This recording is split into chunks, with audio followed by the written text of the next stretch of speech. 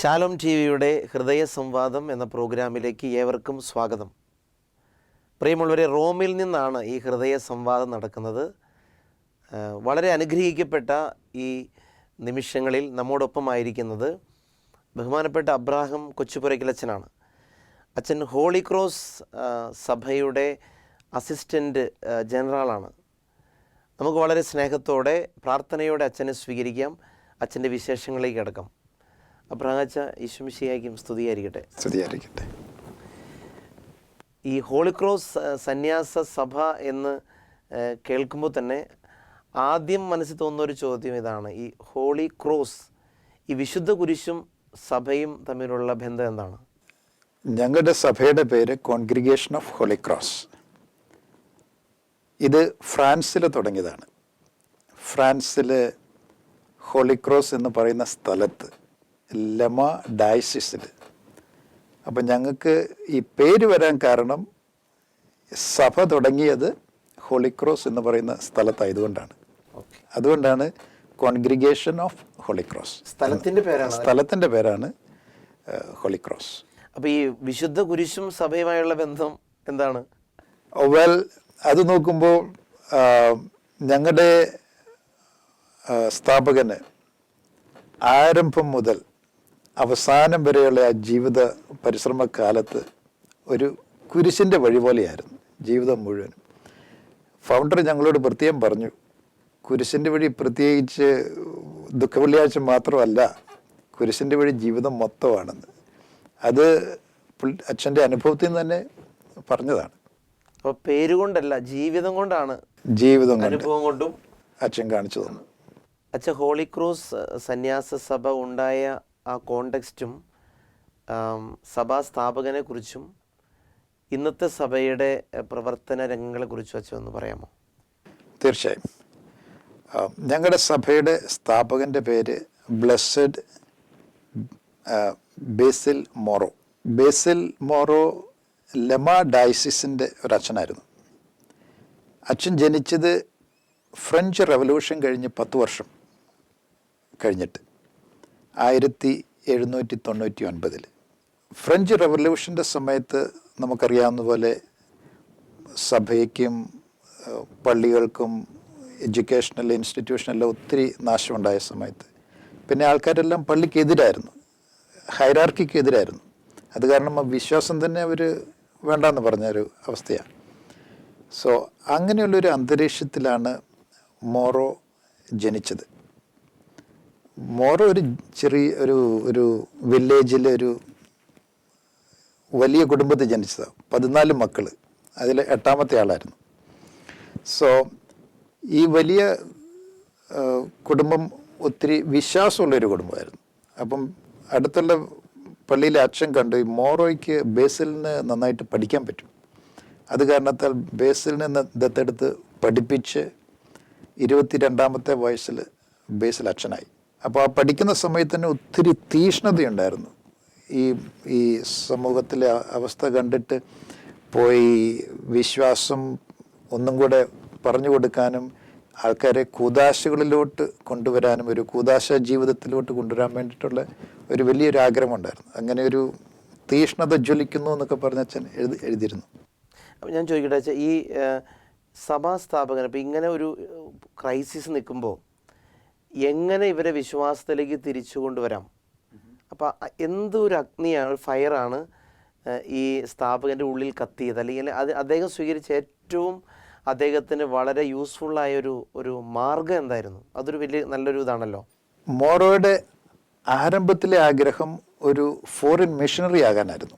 അപ്പം local lemma ബിഷപ്പിനോട് ചോദിച്ചു, എന്നെ ഫോറിൻ മിഷൻ അസോസിയേഷനിൽ മെമ്പറാക്കണം, എനിക്ക് വിദേശത്ത് പോകണം, എനിക്ക് മിഷണറി ആകണമെന്നൊക്കെ. ബിഷപ്പ് പറഞ്ഞു, അല്ല, you will become A professor of philosophy and then theology later on in the major seminary. So അവിടെ പഠിപ്പിച്ചിരുന്ന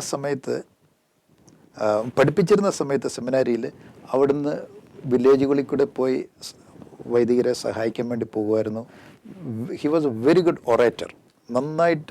നല്ലൊരു പ്രാസംഗികനായിരുന്നതുകൊണ്ട് എല്ലായിടത്തും വിളിച്ചു. പിന്നെ പുള്ളിക്കാരൻ്റെ ഒരു പേഴ്സണാലിറ്റി ക്വൈറ്റ് അട്രാക്റ്റീവ്. കുറേ യങ് സെമിനാരിയൻസൊക്കെ ഈ അച്ഛൻ്റെ ഈ തീഷ്ണത കണ്ട് ഒത്തിരി അട്രാക്റ്റായി 1835 ഒരു ചെറിയൊരു അസോസിയേഷൻ ഓഫ് ഓക്സിലറി പ്രീസ്റ്റ് എന്നും പറഞ്ഞ് അച്ഛൻ തുടങ്ങി. അവരുടെ ദൗത്യം ഇതായിരുന്നു: 1 മണിക്കൂർ വിശുദ്ധ കുർബാനയ്ക്ക് മുമ്പിലിരുന്ന് ആരാധിക്കുന്നു. അത് കഴിഞ്ഞ് പിന്നെ വില്ലേജുകളിൽ കൂടെ പോയി ആൾക്കാരെ കുദാശ ജീവിതത്തിലോട്ട് കൊണ്ടുവരിക, പ്രീച്ചിങ്. ഓക്കെ. അങ്ങനത്തെ ഒരു ഇഷ്യൂ നടക്കുമ്പോൾ അതിന് എങ്ങനെ പ്രാർത്ഥിച്ചൊരുങ്ങി വചനം തന്നെ പറയുക എന്നുള്ളതാണ് ഏറ്റവും നല്ലൊരു മാർഗ്ഗം അതിന് കണ്ടത്. പ്രസംഗിക്കുന്നതിനോടൊപ്പം തന്നെ അച്ഛന് ആ രൂപത്തിലുണ്ടായിരുന്ന ഒരു ബ്രദേഴ്സിൻ്റെ അസോസിയേഷൻ, അതായത് ബ്രദേഴ്സ് ഓഫ് സെൻറ്റ് ജോസഫ് എന്നും പറഞ്ഞ് വേറൊരു അച്ഛൻ തുടങ്ങിയതാണ്, ജെയിംസ് ദുജാരിയെ. പ്രായം കൂടുതലായതുകൊണ്ടും പിന്നെ ഹി കുഡ് നോട്ട് അഡ്മിനിസ്റ്റർ, പ്രയാസം ഉണ്ടായിരുന്നതുകൊണ്ട് ബിഷപ്പ് പറഞ്ഞു മോറോയോട് അതിൻ്റെ കൂടെ ദൗത്യം എടുക്കാൻ പറഞ്ഞു. ആ ബ്രദേഴ്സിൻ്റെ പ്രേക്ഷിത വേല പ്രൈമറി സ്കൂൾ നടത്തുമായിരുന്നു. അപ്പം മോറോ നോക്കിയപ്പോൾ ഒരു ഇടത്ത് preaching the word of God, മറ്റിടത്ത് സ്കൂളുകളെല്ലാം നശിപ്പിച്ചായിരുന്നു. അപ്പം വില്ലേജുകളിൽ കൂടെ സ്കൂൾ നടത്തി വിദ്യാഭ്യാസം കൊടുത്ത് ആൾക്കാരെ ഒരിക്കൽ കൂടി ഒരു മോറോ പറഞ്ഞുകൊണ്ടിരുന്നത് education both of the heart and mind, രണ്ടും കൂടെ നടത്തണമെന്നായിരുന്നു. മാനസിക വികസനത്തോടൊപ്പം തന്നെ ഹൃദയത്തിൽ നല്ല ദൈവിക ഒരു സുവിശേഷ മൂല്യത്തോടെയൊക്കെ രണ്ടും വളർത്തുക എന്നുള്ളതായിരുന്നു. സോ ബ്രദേഴ്സിനെയും അതുപോലെ തന്നെ പ്രീസ്റ്റിനെയും രണ്ടുപേരും ഏകോപിപ്പിച്ച് 1837 ഈ ഹോളി ക്രോസ് എന്ന് പറയുന്ന സ്ഥലത്ത് സ്ഥാപിക്കുന്നത്, കോൺഗ്രിഗേഷൻ ഓഫ് ഹോളി ക്രോസ്. അത് കഴിഞ്ഞ് പിന്നെ ആദ്യം ഇതൊരു ഡയസിസൻ കോൺഗ്രിഗേഷൻ പോലെ എല്ലാവർക്കും വളരെ ഇഷ്ടം, കാരണം ഇവരെല്ലാം അവൈലബിൾ ആണ്, സ്കൂൾ തുടങ്ങുന്നു, വിദ്യാഭ്യാസം കൊടുക്കുന്നു. അങ്ങനെ പോയിക്കൊണ്ടിരിക്കുമ്പോഴാണ് ഈ അസോസിയേഷനെ കുറിച്ച്, ഇപ്പോഴൊരു പുതിയ കോൺഗ്രിഗേഷനാണ്, അതിനെക്കുറിച്ച് പലരും അറിഞ്ഞ് പല മെത്രാന്മാരും അവർക്ക് അച്ഛന്മാരെ വേണം അല്ലെങ്കിൽ ബ്രദേഴ്സിനെ വേണമെന്ന് പറഞ്ഞ് റിക്വസ്റ്റ് വരാൻ തുടങ്ങി. പക്ഷേ it was still a diocesan congregation. ആദ്യം ഒരു മിഷൻ വെഞ്ചർ തുടങ്ങുന്നത് 1840 അൽജിയേഴ്സിന് വേണ്ടി ഒരു അച്ഛനെയും 4 ബ്രദേഴ്സിനെയും പറഞ്ഞു അവിടെ ഒരു സ്കൂൾ തുടങ്ങാൻ വേണ്ടിയിട്ട്.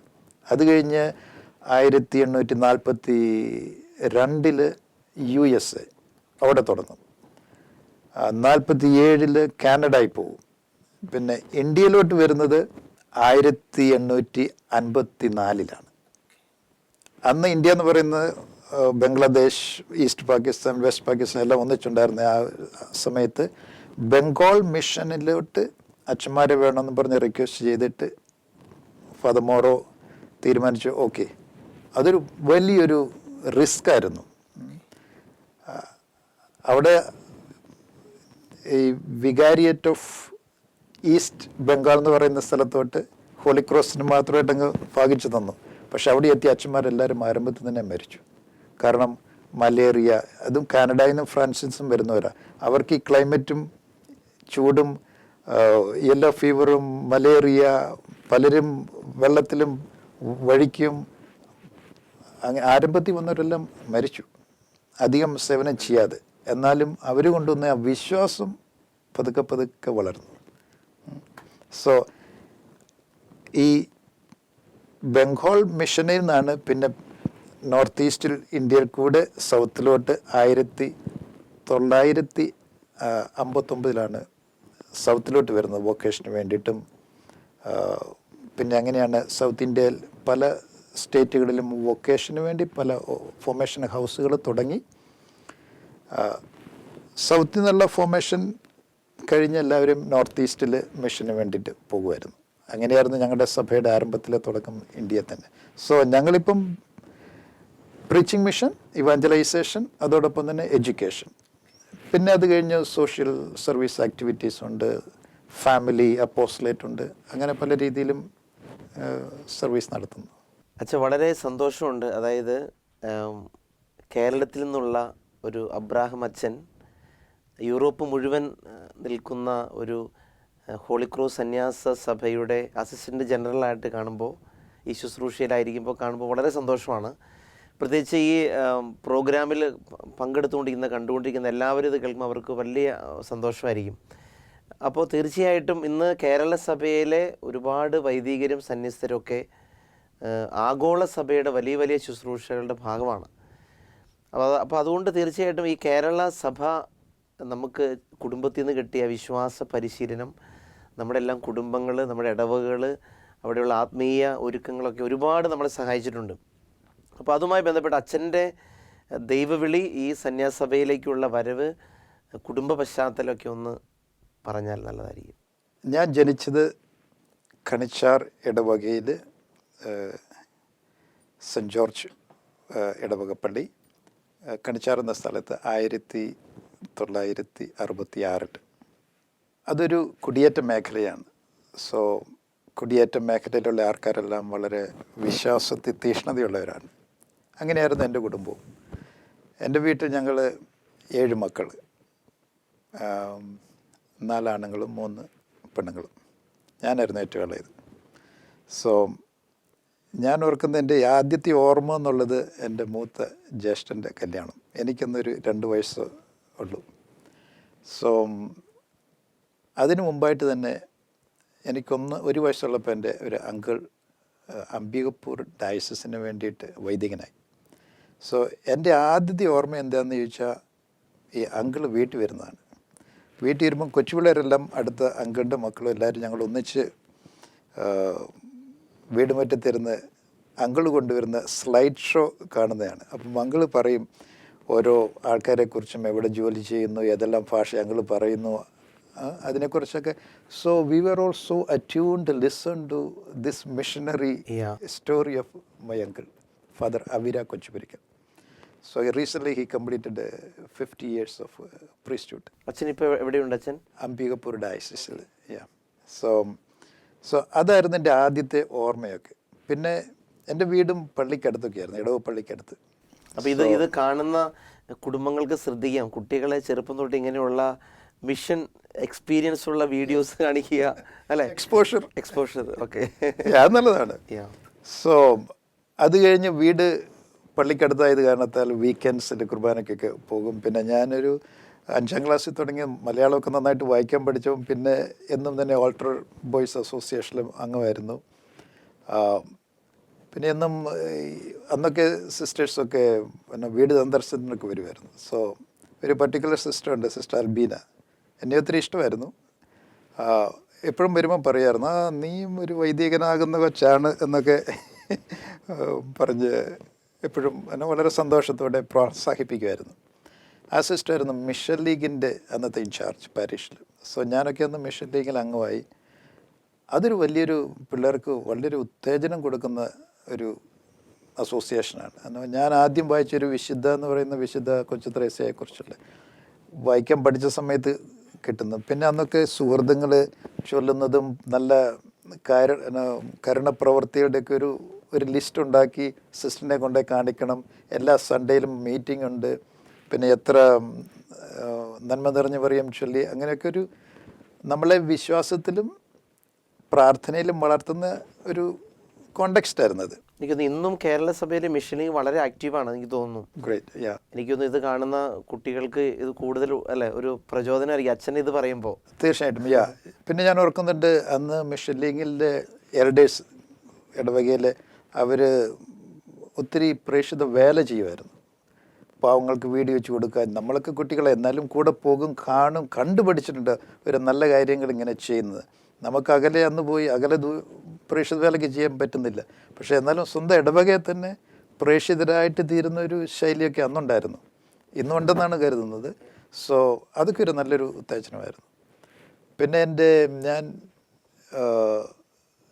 ഹൈസ്കൂളിൽ കയറുന്ന അവസരത്തിൽ എൻ്റെ ജ്യേഷ്ഠൻ ഒരാൾ ബെനഡിക്റ്റൻ സഭയിൽ വൈദ്യനാകുന്നത്, ഫാദർ ഡൊമിനിക് കൊച്ചുപുരയ്ക്കൽ. സോ അതും എനിക്കൊരു വലിയൊരു ഇൻസ്പിറേഷനായിരുന്നു. പിന്നെ ഞാൻ എന്നും ഈ കുർബാനയ്ക്ക് കൂടെയും വൈദ്യരുടെ കൂടെയും പള്ളിയിൽ ഒരു പാരീഷ് സെൻറ്റേഡ് ലൈഫായിരുന്നു അന്നൊക്കെ. അപ്പോൾ അവിടെയായിരുന്നു ന്യൂസ് പേപ്പറും മാഗസിനും ഒക്കെ. സ്കൂൾ വിട്ട് കഴിഞ്ഞ് വൈകുന്നേരം അവിടെ പോവും, ന്യൂസ് പേപ്പർ വായിക്കും, മാഗസിൻ വായിക്കും. അങ്ങനെയൊക്കെ നല്ലൊരു അസോസിയേഷനൊക്കെ ഉണ്ടായിരുന്നു. പിന്നെ സൺഡേയ്സിൽ രൂപതയിൽ നിന്ന് അച്ഛന്മാർ വരും ഈ സബ് സെൻറ്ററിൽ കൂടെ കുർബാനയ്ക്കൊക്കെ പോകാൻ. അപ്പം ഞാനൊക്കെ അന്ന് കുർബാനയ്ക്ക് അച്ഛനെ സഹായിക്കാൻ വേണ്ടി അച്ഛൻ്റെ ബൈക്കിന് പുറകിലിരുന്ന് സബ് സെൻറ്ററിൽ പോകും സഹായിക്കാൻ. അങ്ങനെയൊക്കെ എനിക്കൊരു ഒത്തിരി ആഗ്രഹം ഉണ്ടായിരുന്നു. ബിഗാൻ വിത്ത് മൈ അങ്കിൾ ഒരു മിഷണറി ആകണമെന്ന്. സോ ഞാൻ ഹൈസ്കൂളിൽ പഠിച്ചിരുന്ന സമയത്ത് മിഷനറി ജോലി ചെയ്തൊരു അച്ഛൻ, ഞങ്ങളുടെ സഭയുടെ ഒരു അച്ഛൻ, ഫാദർ CV ജോസ്, സ്കൂളിൽ വന്ന് ചോദിച്ചു ആർക്കൊക്കെ മിഷനറി ആകാൻ ആഗ്രഹമുണ്ടെന്ന്. അപ്പോൾ അന്ന് ഞാനും പേര് കൊടുത്തു. അങ്ങനെ ഞങ്ങളെല്ലാം ക്യാമ്പിൽ വിളിച്ചു. ആ ക്യാമ്പിൽ വന്ന് കുറേ പേരെ അന്ന് അവിടുന്ന് സെലക്ട് ചെയ്തു. അങ്ങനെയാണ് എൻ്റെ ഹോളി ക്രോസിലെ ഒരു ജീവിതം തുടങ്ങുന്നത്. അതിൻ്റെ കുടുംബത്തിലുള്ള പ്രാർത്ഥന അത് വളരെ വിശ്വസ്തയോടെ എന്നും ചെയ്യുന്നു. പിന്നെ എൻ്റെ ഗ്രാൻഡ് പേരൻസ് എൻ്റെ കൂടെ ഉണ്ടായിരുന്നു. മൈ ഗ്രാൻഡ് പാ ഞാൻ കാണാറുണ്ട്, ഒരു ദിവസം 4 പ്രാവശ്യം പ്രാർത്ഥിക്കും. ഒത്തിരി ചെറിയ ചെറിയ പുസ്തകങ്ങളുണ്ടായിരുന്നു. ബ്രേക്ക്ഫാസ്റ്റ് കഴിഞ്ഞ് പ്രാർത്ഥിക്കാനും പിന്നെ ഒരു ഉച്ചസമയത്ത് പ്രാർത്ഥിക്കുന്ന പുസ്തകം, വൈകുന്നേരം ഒറ്റയ്ക്കിരുന്ന് കുറേ പുസ്തകങ്ങളുണ്ടായിരുന്നു വായിക്കാൻ, പ്രാർത്ഥിക്കാൻ. അത് ആ പുസ്തകം മീൻസ് നമ്മുടെ ഈ കാനന നമസ്കാരം വല്ലതാണോ? യാമപ്രാർത്ഥനകൾ. ഓ അത് ശരി, ഓക്കെ. അപ്പം വീട്ടിൽ നിന്ന് ചാച്ചനോ അല്ലെങ്കിൽ അമ്മയൊക്കെ പറയും, ഇത് വലിപ്പം പ്രാർത്ഥിക്കുന്നുണ്ട്, നിങ്ങൾ പോയി ഒച്ചയെടുക്കരുത്, ശബ്ദം ഉണ്ടാക്കരുത്, ഡിസ്റ്റർബ് ചെയ്യരുത്. അപ്പം നമ്മൾ നോക്കുമ്പം വളരെ തീഷ്ണതയോടെ പ്രാർത്ഥിക്കുന്ന വ്യക്തി വീട്ടിലുണ്ടായിരുന്നു. അതൊരു നല്ലൊരു മോഡലാണ്, റോൾ മോഡലാണ് പ്രയറിന്. ഇപ്പോഴും ഞാനത് ഓർക്കുമ്പം നമ്മുടെ ഈ അപ്പൂപ്പന്മാരുടെ അമ്മൂമ്മമാരുടെയൊക്കെ ഒരു സാന്നിധ്യം പോലെ നമുക്ക് പിള്ളേർക്ക് ഭയങ്കര ബ്ലെസ്സിങ് ആണല്ലോ അല്ലേ? സെർട്ടൻ, അതൊരു വലിയൊരു അനുഗ്രഹമാണ്. പിന്നെ അവരെപ്പോഴും അവിടെ ഉണ്ട്, അവൈലബിൾ ആണ്. അതൊക്കെ ഒത്തിരി നല്ലതാണ്. അപ്പം അച്ഛൻ ഈ പറഞ്ഞ കാര്യങ്ങൾ ഏകദേശം 30 വർഷങ്ങൾക്ക് മുമ്പുള്ള കാര്യങ്ങളാണ് ഏകദേശം അല്ലേ? കറക്റ്റ്. ഈ മിഷൻ ലീഗിലെ പ്രവർത്തനങ്ങൾ, വീട്ടിലെ പ്രാർത്ഥന. പ്രത്യേകിച്ച് അച്ഛൻ റോമിൽ ഇവിടുത്തെ ഗ്രിഗോറിയൻ യൂണിവേഴ്സിറ്റിയിൽ നിന്ന് മനഃശാസ്ത്ര വിഷയത്തിൽ ബിരുദാനന്തര ബിരുദം നേടിയ ആളാണല്ലോ. അപ്പോൾ അങ്ങനെ ഉള്ള ഒരു അറിവിൽ നിന്ന് അച്ഛനെ എങ്ങനെയാണ് ഇപ്പോഴത്തെ ഒരു കോണ്ടെക്സ്റ്റിൽ, പ്രത്യേകിച്ച് ശാലോം TV കാണുന്ന നമ്മുടെ കുടുംബങ്ങൾക്ക്, കുട്ടികളുമായി മാതാപിതാക്കളുടെ ഇൻറ്ററാക്ഷൻ, അല്ലെങ്കിൽ പ്രാർത്ഥന, അവരുടെ മീഡിയയുടെ ഉപയോഗം, ബന്ധങ്ങൾ, ഇതിനെക്കുറിച്ച് അച്ഛനൊന്ന് പറഞ്ഞാൽ നല്ലതായിരിക്കും. ദൈവ പദ്ധതിയിൽ മാതാപിതാക്കൾക്ക് ദൈവം കൊടുക്കുന്ന വലിയൊരു ദാനമാണല്ലോ മക്കൾ. അതുപോലെ മക്കൾക്ക് ദൈവം കൊടുക്കുന്ന വലിയൊരു ദാനമാണ് മാതാപിതാക്കൾ. അവിടെയാണ് ഓരോരുത്തരുടെയും ജീവിതയാത്ര തുടങ്ങുന്നത്. അവിടെയാണ് അതിൽ നല്ലൊരു ബന്ധം നമുക്കുണ്ടാക്കാൻ പ്രയാസമാണ്. അതുകൊണ്ടാണ് നമ്മളെക്കുറിച്ച് തന്നെ പറയാൻ തുടങ്ങുമ്പോഴേ വീടിനെക്കുറിച്ച് പറയാനാണ് എല്ലാവർക്കും ആഗ്രഹം. കാരണം അവിടെയാണ് ആ ജീവിതയാത്രയും. അത്രയും ഇൻറ്റിമേറ്റ് റിലേഷൻഷിപ്പ് വേറൊരിടത്തും ഇല്ല. പക്ഷേ ഇപ്പോഴത്തെ അന്തരീക്ഷത്തിൽ അതിൻ്റെ ആ ഇൻറ്റൻസിറ്റി കുറഞ്ഞതുപോലെയാണ്. കാരണം പണ്ടൊക്കെ ഒത്തിരി സമയം നമ്മൾ ഒന്നിച്ച് ചെലവഴിക്കുമായിരുന്നു. ഇപ്പോൾ ജീവിത പ്രാരാബ്ദം കൊണ്ടാകാം, പല കാരണത്താലും മാതാപിതാക്കളും മക്കളും എല്ലാം ഒന്നിച്ച് ഒത്തിരി സമയം ചെലവഴിക്കുന്നത് കുറവാണ്. ആ കാരണത്താൽ മക്കൾ ഒരു ഡീവിയൻ്റ് ബിഹേവിയറിലോട്ട്, പെരുമാറ്റത്തിലോട്ട്, മോശമായ കൂട്ടുകെട്ടിലോട്ടൊക്കെ മാറുകയാണ്. കാരണം നമുക്ക് ഒറ്റയ്ക്ക് ഇരിക്കത്തില്ല. നമ്മുടെ ജീവിതം എപ്പോഴും ഒരു റിലേഷൻഷിപ്പിലായിരിക്കും. ദൈവം കുടുംബത്തിലോട്ടൊരു വ്യക്തിയെ വിട്ടതിൻ്റെ അർത്ഥം തന്നെ അതാണ്. നമ്മുടെ ജീവിതത്തിൻ്റെ ആരംഭവും അവസാനവും എല്ലാം ഒരു സ്നേഹബന്ധത്തിലാണ്, മനുഷ്യരുമായിട്ടും ദൈവവുമായിട്ടുള്ളൂ. പക്ഷേ ആ സ്നേഹബന്ധത്തിൻ്റെ അഭാവത്തിൽ അതൊരു വലിയൊരു വാക്യൂം ക്രിയേറ്റ് ചെയ്യുകയാണ്. അത് വീട്ടിൽ കൊടുക്കേണ്ടതും കിട്ടേണ്ടതും വീട്ടിൽ തന്നെ വേണം. അതില്ലാതെ വരുമ്പോഴാണ് ആ വാക്യൂം ഫില്ലപ്പ് ചെയ്യാൻ വേണ്ടി കുട്ടികൾ പല രീതിയിലും പല കൂട്ടുകെട്ടിലും നല്ലതും മോശമായും ഇതെല്ലാം ഇടപഴകുന്നുണ്ട്. ആ വയസ്സിൽ അവർക്ക് അതത്ര ഡിസേൺ ചെയ്യാൻ പറ്റുന്നുമില്ല, ഏതാ നല്ലത് ഏതാണ് മോശം എന്നുള്ളത്. അതാണ് ചിലപ്പം പലരൊന്നും വീണെടുത്ത് പിന്നെയും വീഴ്ചകളുടെ ഒരു കണ്ടിന്യൂസ് ആയിട്ട് അങ്ങനെ പോകുന്നു. ചിലർ ടൈമിലി ഹെൽപ്പൊക്കെ കിട്ടിക്കഴിഞ്ഞാൽ അതിൽ നിന്ന് മാറി ഡെഫിനറ്റ്ലി ഒരു നല്ലൊരു വഴിയിൽ തിരഞ്ഞെടുക്കുന്നതുമുണ്ട്. മാതാപിതാക്കൾക്കും മക്കൾക്കും എല്ലാം ആ സ്നേഹബന്ധത്തിൻ്റെ ഇൻറ്റൻസിറ്റി, ഇങ്ങനെ സ്നേഹത്തിൽ നമുക്ക് വളരാമല്ലോ. സ്നേഹം അങ്ങനെയാണ്, പിന്നെ സ്നേഹിക്കും തോറും സ്നേഹം വളരുന്നു. സോ അതിലിങ്ങനെ കണ്ടിന്യൂ ചെയ്താൽ നല്ല കുടുംബം ദൈവപദ്ധതിയാണത്. അതിപ്പോഴും മോശമാകത്തില്ലല്ലോ. അച്ഛൻ, എനിക്ക് തോന്നുന്നു അച്ഛൻ്റെ ഈ പൗരോഹിത്യ ശുശ്രൂഷയിൽ കുറേ വർഷങ്ങൾ ഫോർമേഷൻ രംഗത്തായിരുന്നല്ലോ, വൈദിക വിദ്യാർത്ഥികളുടെ.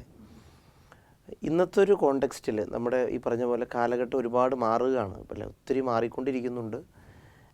ഒരു വൈദികരിൽ നിന്നും സന്യസ്തരിൽ നിന്നൊക്കെ കൂടുതൽ ഈശോ ആവശ്യപ്പെടുന്ന അല്ലെങ്കിൽ സഭ ആവശ്യപ്പെടുന്ന ചില മനോഭാവങ്ങൾ അല്ലേ?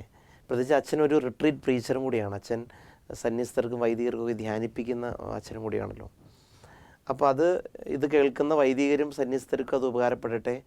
ഒപ്പം കുടുംബാംഗങ്ങൾക്കും വൈദികരോടുള്ള സമീപനത്തിലും ഒരു പ്രാർത്ഥനയും സഹായവും ഉണ്ടാകട്ടെ എന്ന് നമുക്ക് ആഗ്രഹിക്കാം. അച്ഛൻ്റെ അതിനെക്കുറിച്ച് അച്ഛനൊന്ന് പറയാമോ, ആ ഒരു തലത്തെക്കുറിച്ച്? ഞാൻ കൂടുതലും ഈ ധ്യാനത്തിലോട്ടൊക്കെ അറ്റൻഷൻ കൊടുത്തത് ഏർക്കാട് നോവിസ് മാസ്റ്റർ ആയിരുന്ന സമയത്താണ്. ഞാനവിടെ 2004 തുടങ്ങി 2011 വരെ ഉണ്ടായിരുന്നു. ആ സമയത്ത് അതൊരു നല്ല വർഷമായിരുന്നു. എൻ്റെ മിനിസ്ട്രി ലൈഫിൽ ഞാൻ നോക്കുമ്പം വളരെ ഫ്രൂട്ട്ഫുൾ ആയിട്ടുള്ളൊരു സമയമായിരുന്നത്. നോവിഷ്യേറ്റ് ഒരു വർഷമേ ഉള്ളൂ. ഒരു ആവറേജ് 10 നോവിസസ് എല്ലാ ബാച്ചിലും ഉണ്ടായിരുന്നു. അങ്ങനെ അവർക്ക് ക്ലാസ് എടുക്കുന്നു. അവരുടെ വിളിയെക്കുറിച്ച് കൂടുതലായിട്ട് ഒരു അവൈക്കണിങ് കൊടുക്കണം. അതുപോലെ തന്നെ ടൈം ഈസ് പ്രഷ്യസ്. നമ്മൾ സമയം നല്ല രീതിയിൽ ഉദ്ദേശശുദ്ധിയോടെ ഉപയോഗിക്കാൻ തുടങ്ങിയാൽ അത് വളർച്ചയിലോട്ട് നയിക്കുള്ളൂ. പിന്നെ ലൈഫ് നമുക്ക് മുമ്പിൽ അധികം ചോയ്സ് ഒന്നും തരുന്നില്ല. നമ്മൾ വളരണം. വളരാതിരുന്നാൽ തളരാൻ തുടങ്ങും. സോ ചോയ്സ് അത്രേ ഉള്ളൂ. ഒന്നെങ്കിൽ വളരുക, അതിനാണ് നമ്മുടെ എല്ലാ ഫെസിലിറ്റീസും പഠിത്തവും എല്ലാം, അല്ലെങ്കിൽ തളർന്നു പോകും. സോ സമയം നന്നായിട്ട് ഉപയോഗിച്ചാൽ വളർന്നുകൊണ്ടിരിക്കാൻ പറ്റും. ആ വളർച്ചയുടെ തന്നെയാണ് ഈ ഒരു അവൈക്കണിങ് നമ്മുടെ മനസ്സിൽ ഉണ്ടായാൽ നമുക്ക് തന്നെ മനസ്സിലാകും ഞാൻ ഈ യാത്ര എങ്ങോട്ടാണ്. പിന്നെ വേണ്ടത് ദൈവവിളിയാകുമ്പോൾ ദൈവത്തിൽ ആശ്രയിക്കുക. അതാണ് ആദ്യം വേണ്ടത്. കാരണം എൻ്റെ കഴിവുകൊണ്ട് എനിക്ക് ഒരു വൈദികനാകാൻ പറ്റുന്നില്ല. എൻ്റെ കഴിവുകൊണ്ട് വൈദികനാകാൻ പ്ലാനാണെങ്കിൽ എൻ്റെ ഉദ്ദേശം എൻ്റെ മനസ്സിലുണ്ട്. ഒരുപക്ഷെ ഒരു പർട്ടിക്കുലർ മിനിസ്ട്രി ആയിരിക്കാം, ഒരു സ്ഥലത്ത് പോകാനായിരിക്കാം, അല്ലെങ്കിൽ ഒരു പ്രൊഫഷൻ എടുക്കാനായിരിക്കാം. ഡോക്ടറാകാനോ ടീച്ചറാകാനോ, അല്ലെങ്കിൽ അമേരിക്കയിൽ പോയി ജോലി ചെയ്യാനോ യൂറോപ്പിൽ പോയി ജോലി ചെയ്യാനോ. ഈ സഭ അങ്ങനെ ഒരു ഓപ്ഷൻ കൊടുക്കുന്നുണ്ടെങ്കിൽ ഓക്കെ, എന്നാൽ ഞാൻ അവിടെ ചേരാം. അത് എൻ്റെ കഴിവനുസരിച്ച്. നമ്മുടെ ശക്തി അല്ല വേണ്ടത് ഈ ദൈവവിളിയിൽ. നമ്മളെ ശക്തനാക്കുന്ന ദൈവമുണ്ട്. ആ ദൈവത്തിൻ്റെ വിളി അനുസരിച്ചാകുമ്പോൾ ഫോക്കസ് ദൈവത്തിലോട്ട് എന്നും തന്നെ കൊടുക്കണം. അപ്പം നമ്മൾക്ക് ശക്തി വളർന്നോളും. ദൈവം അത് എടുത്തോളും. നമ്മുടെ കുറവുകളൊക്കെ ദൈവം അറിയുന്നുണ്ടല്ലോ. സോ ദൈവം അത് വേണ്ട വിധം കൈകാര്യം ചെയ്തോളും. പക്ഷെ ദൈവത്തിൽ ആശ്രയിക്കുക. അതിനാണ് നമുക്കൊരു അവൈക്കണിങ് വേണ്ടത്. എന്നെ വിളിക്കുന്ന ദൈവം, ഞാൻ ഇത്രയൊക്കെ ഉള്ളൂ, പക്ഷേ എൻ്റെ ദൈവം ശക്തമാനാണ്. അവിടെയാണ് ദൈവവചനം വായിക്കുന്നതും. ഒരു പേഴ്സണൽ പൈറ്റി വേണം നമുക്ക്. വിശുദ്ധർ ധാരാളം ഉണ്ടല്ലോ, പക്ഷേ ചില വിശുദ്ധർ നമുക്കൊരു അട്രാക്ഷൻ ഉണ്ടാകും. അപ്പം അവരുടെ വായിക്കുന്നതും. പിന്നെ എപ്പോഴും എൻ്റെ പേഴ്സണൽ എക്സ്പീരിയൻസിൽ വിശുദ്ധ കൊന്ത, പ്രേയിങ് റോസറി, അതൊരു പേഴ്സണൽ പൈറ്റിയുടെ ഭാഗമായിട്ട് അതൊക്കെ ഉണ്ടെങ്കിൽ തീർച്ചയായിട്ടും നമുക്ക് വിശ്വാസത്തിൽ വളരാൻ പറ്റും. പിന്നെ ഒന്നുണ്ടുള്ളത്, കമ്മ്യൂണിറ്റി ലൈഫ് വളരെ ഇമ്പോർട്ടൻ്റ് ആണിത്. കാരണം നമ്മൾ ആരും ഒറ്റയ്ക്ക് വളരുന്നില്ല. നമ്മൾ വളരുന്നത് മറ്റുള്ളവരുടെ കൂടെയാണ്. നശിക്കുന്നതും ബാഡ് കമ്പനിയിലൊക്കെ പെട്ടുപോയാൽ മറ്റുള്ളവരുടെ കൂടെ തന്നെ നശിക്കുന്നത്. സോ ഒരു ഒരു സെൽഫ് ഡിസ്ക്ലോഷർ വേണം നമ്മുടെ കമ്മ്യൂണിറ്റി തന്നെ. കാരണം നമുക്ക് എല്ലാം ഒന്നും അറിയത്തില്ല. നമ്മൾ മറ്റുള്ളവരെ നമ്മുടെ ജീവിതത്തിലൂടെ സ്വീകരിച്ചാൽ അവർ ഒത്തിരി നല്ലത് നമുക്ക് പറഞ്ഞു തരാൻ പറ്റും. കമ്പാനിയൻസും ഫോർമേറ്റേഴ്സും അങ്ങനെയുള്ളവരൊക്കെ ഒത്തിരി ക്ലോസ്ഡ് അപ്പ് ആണെങ്കിൽ അധികം സഹായം നമുക്ക് ലഭിക്കുന്നില്ല. ഒരു ഇമോഷണൽ ക്ലോസ്ഡ് അപ്പ് ആവും. പിന്നെ even divine grace will find difficult to enter in. കാരണം ഗ്രേസിനാണേലും ഒരു ഓപ്പൺ മൈൻഡിലോട്ടാണ് വരാൻ പറ്റുന്നത്. സോ ഇതൊക്കെ വളരെ അത്യാവശ്യമാണ്. നമ്മൾ ചെറു നൊവേഷ്യേറ്റിലും അത് കഴിഞ്ഞുള്ള സെമിനാരി ഫോർമേഷൻ്റെ സമയത്തൊക്കെ ഇങ്ങനെയുള്ള ഫണ്ടമെൻ്റൽസ് ക്ലിയർ ആണെങ്കിൽ മുന്നോട്ടുള്ള യാത്രയ്ക്ക് അധികം പ്രയാസമില്ലാതും. വാഴ്ത്തപ്പെട്ട ബേസിൽ മോറോ സ്ഥാപിച്ച ഹോളി ക്രോസ് സന്യാസ സഭ, പ്രത്യേകിച്ച് ഫ്രഞ്ച് വിപ്ലവത്തിൻ്റെ ദൂരവ്യാപകമായ പ്രത്യാഘാതങ്ങൾ, അതിൽ നിന്ന് സഭയെ രക്ഷിക്കാൻ വേണ്ടിയിട്ട് വളരെ ഫയറോടുകൂടി തുടങ്ങിയ സഭ ഇന്ന് ചെയ്യുന്ന മിഷൻ പ്രവർത്തനങ്ങളുടെ ഒരു അവസ്ഥയും, ഇനി മുന്നോട്ട് ആഗോള സഭയ്ക്ക് എന്ത് അനുഗ്രഹങ്ങളാണ് നമ്മുടെ സഭയിലൂടെ നൽകാൻ ആഗ്രഹിക്കുന്നത് കൂടി അച്ഛൻ പറയാമോ? തീർച്ചയായും. ഇന്ത്യയിൽ ഹോളി ക്രോസ് സഭയ്ക്ക് 3 പ്രൊവിൻസ് ഉണ്ട്. പ്രീസ്റ്റിൻ്റെ 3 province, south Indian province, north east province and Tamil Nadu province. പിന്നെ ഞങ്ങളുടെ തന്നെ സഭയിൽ ബ്രദർഹുഡും ഉണ്ട്. ബ്രദേഴ്സിൻ്റെ ഒരു പ്രൊവിൻസ് ഉണ്ട് ഇന്ത്യ മൊത്തമായിട്ട്. ഞാൻ പറഞ്ഞതുപോലെ ആരംഭത്തിൽ സൗത്ത് ഇന്ത്യയിൽ ബേസിക്കലി ഫോർമേഷൻ ഹൗസും നോർത്ത് ഈസ്റ്റ് ആയിരുന്നല്ല മിഷനും. അവിടെ ഇപ്പം ഞങ്ങൾ അരുണാചൽ പ്രദേശ്, ആസാം, മേഘാലയ, ത്രിപുര, മിസോറാം ഈ സ്റ്റേറ്റുകളിൽ കൂടിയെല്ലാം ഞങ്ങൾ ഇവാഞ്ചലൈസേഷൻ വർക്കാണ് പ്രൈമറിലി നടത്തുന്നത്. ഒരു ഷിഫ്റ്റ് വന്നിട്ടുള്ളത് പണ്ടൊക്കെ ഞാൻ 1997 എൻ്റെ ഓർഡിനേഷൻ. അത് കഴിഞ്ഞ് ഞാനവിടെ ചെന്നപ്പം മിഷനൊക്കെ ഒരു വില്ലേജ് സെൻറ്റേഡ് ആയിരുന്നു. ഞാൻ ആരംഭത്തിൽ എനിക്കൊരു സ്കൂൾ ഇൻചാർജും പിന്നെ അസിസ്റ്റൻറ്റ് പാരിഷ് പ്രീസ്റ്റ് അങ്ങനെയായിരുന്നു. വീക്കെൻഡിൽ VCRും എടുത്ത് ജനറേറ്ററും ടെലിവിഷനും എല്ലാം എടുത്തുകൊണ്ട് ആൾക്കാർ വന്ന് കൊണ്ടുപോകും, കൂടെ നടക്കും, വില്ലേജുകളിൽ കൂടെ ടൂർ ചെയ്യുമായിരുന്നു. അങ്ങനെയായിരുന്നു ബൈബിൾ പ്രീച്ചിങ്ങും കാറ്റഗിസം പഠിപ്പിക്കുന്നു. ഇപ്പോൾ ആ വില്ലേജ് സെൻറ്റേഡ് മാറി ഒരു പാരിഷ് സെൻറ്ററായി ഒരു ഷിഫ്റ്റ് വന്നിരിക്കുന്നതാണ് ആ മിഷൻ അപ്രോച്ചിലൂടെ. കാരണം പാരിഷ് സെൻറ്ററിൽ ഇപ്പം കൂടുതൽ ഫെസിലിറ്റീസായി, ആൾക്കാരെ അങ്ങോട്ട് വിളിക്കുന്നു, സെമിനാർ, വർക്ക്ഷോപ്പ് അങ്ങനെ ചെയ്യുന്നു. പിന്നെ ഇൻസ്റ്റിറ്റ്യൂഷൻസ് വളർന്നു, സ്കൂളുകളായി, ചെറിയ പ്രൈമറി സ്കൂൾ ഇപ്പം ഹൈസ്കൂളായി, അങ്ങനെയൊക്കെയുള്ള മിഷൻ ഇങ്ങനെ ഡെവലപ്പ് ചെയ്തുകൊണ്ടിരിക്കുന്നു. വളരെ സാറ്റിസ്ഫൈയിങ് ആയിട്ടുള്ളൊരു കാര്യം, ഞങ്ങൾ അന്ന് മിഷനിൽ പഠിച്ച ട്രൈബൽ പിള്ളേരൊക്കെ ഇപ്പം വലിയ വലിയ ജോലിയിലായി, ഗവൺമെൻറ് ജോലിയിലായി. അവർ തന്നെ അവിടുന്ന് ഇപ്പം വൊക്കേഷൻ വരാൻ തുടങ്ങി.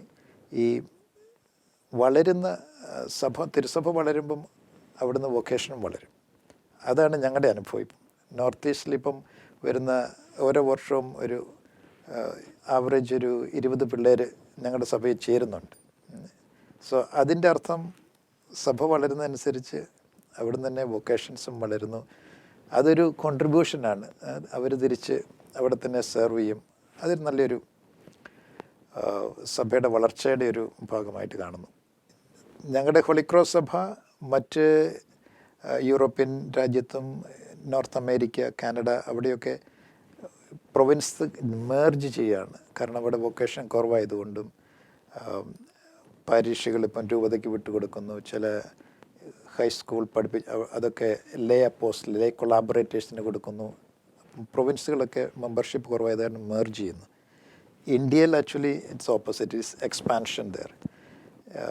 അത് കാരണത്താൽ അവിടെ വളരുന്നുണ്ട്. ആ ഇന്ത്യയിലെ വളർച്ച ഞങ്ങളുടെ സഭയ്ക്കും ആഗോള സഭയ്ക്കും വളരെ ഒരു ബ്ലെസ്സിങ് ആണെന്ന് പറഞ്ഞാൽ, ഇന്ത്യയിൽ നിന്ന് ഇപ്പം അച്ഛന്മാർ കാനഡയിലും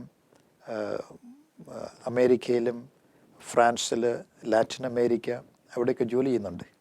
സോ ഒരു സമയത്ത് ഫൗണ്ടർ തന്നെ മോറോ തന്നെ ബംഗാൾ മിഷനിലോട്ട് വൈദികരെ, റിലീജിയസിനെ വിട്ടപ്പോൾ ഇപ്പം തിരിച്ചൊരു റിവേഴ്സ് മിഷൻ അപ്രോച്ചാണ് സഭയ്ക്കുള്ളത്. സോ സഭയുടെ വളർച്ച, ഇന്ത്യയിലെയും ഏഷ്യയിലെയും വളർച്ച തിരുസഭയ്ക്കും അതുപോലെ തന്നെ ഞങ്ങളുടെ സഭയ്ക്കും ഇപ്പോൾ ഒരു നല്ലൊരു മുതൽക്കൂട്ടായിട്ട് മാറുകയാണ്. പ്രിയമുള്ളവരെ, 2000 വർഷങ്ങൾക്ക് മുമ്പ് യൂറോപ്യൻ മിഷണറിമാർ ഏഷ്യയിൽ വന്ന്, ഭാരതത്തിൽ വന്ന്, കേരളത്തിൽ വന്ന് സുവിശേഷീകരണം നടത്തിയെങ്കിൽ ഇന്ന് കാര്യങ്ങൾ തിരിയുകയാണ്. കേരളത്തിൽ നിന്ന്, ഭാരതത്തിൽ, നമ്മുടെ കുടുംബങ്ങളിൽ നിന്ന് മിഷണറിമാർ, വൈദികർ യൂറോപ്പിൽ പോയി പുനഃ സുവിശേഷീകരണം നടത്തുകയാണ്. ദൈവം നമ്മുടെ കുടുംബങ്ങളിലൂടെ അനേകം പേരെ അനുഗ്രഹിച്ച് ഉയർത്തിയതിൻ്റെ വലിയൊരു ഉദാഹരണമായിരുന്നു റെവറൻ ഡോക്ടർ അബ്രാഹം കൊച്ചുപുരയ്ക്കലച്ചൻ. ഹോളി ക്രോസ് സന്യാസ സഭയുടെ അസിസ്റ്റൻറ്റ് ജനറൽ അച്ഛൻ നമ്മോട് സംസാരിക്കുകയായിരുന്നു. ഹൃദയ സംവാദത്തിൽ നമ്മോട് പങ്കുചേർന്ന അച്ഛന് വേണ്ടി നമുക്ക് പ്രാർത്ഥിക്കാം. അച്ഛനെ ദൈവം ഏൽപ്പിച്ചിരിക്കുന്ന വലിയ നിയോഗം ഏറ്റവും ഈശോ ആഗ്രഹിക്കുന്ന പോലെ, സഭ ആഗ്രഹിക്കുന്നത് പോലെ അനുഗ്രഹമാകട്ടെ എന്ന് ഞങ്ങൾ ഒന്നുചേർന്ന് ആശംസിക്കുന്നു. ഏവർക്കും ഈശോയുടെ നാമത്തിൽ നന്ദി. അച്ഛനും